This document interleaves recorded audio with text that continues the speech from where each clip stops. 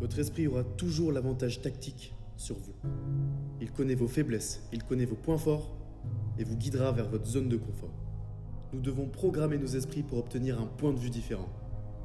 Vous saurez donc comment vous prendre en charge au lieu que ce soit votre esprit qui vous prenne en charge. Mais disons que je m'entraîne pour une course de 100 miles et que j'arrive au mile 50 et je me sens détruit. Et comme tout le monde, mon esprit commence à se relâcher. Pourquoi ? Parce que je suis humain. Je suis pas une créature hybride qui s'est formée dans les cieux, non. Je suis humain. Je souffre, je suis mal à l'aise, j'aime pas ça. Donc nos esprits commencent à s'affaiblir. Et nous avons commencé à oublier à quel point nous sommes durs. Donc, en gros, ce que je fais ici, c'est que vous devez vous assurer que votre esprit ne se relâche pas trop. Quand il souffre, quand il a mal, tout ce qu'il veut, c'est trouver la solution la plus simple, qui consiste généralement à tout arrêter. Si j'abandonne, la douleur disparaît immédiatement.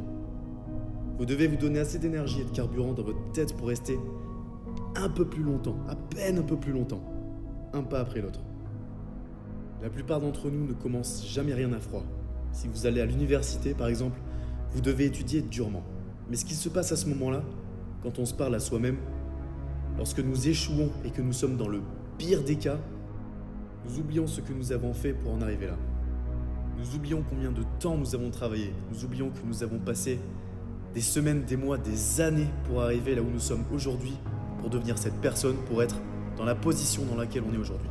On oublie ça beaucoup trop facilement. On oublie ce voyage que nous avons dû faire pour nous permettre de prendre la bonne décision. Donc voici le dialogue interne de beaucoup de gens. Ok, j'en ai marre, j'arrête pour aujourd'hui.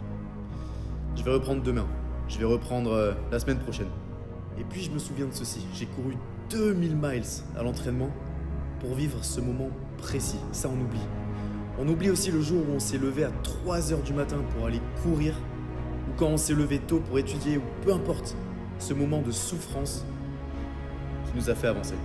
Je me dis, il me reste que 50 miles à courir. C'est rien par rapport au travail de tous ces derniers mois. Donc, c'est en fait de revenir à la mémoire de toutes ces années de souffrance où je devais courir dans le froid sous la pluie et personne ne me comprenait.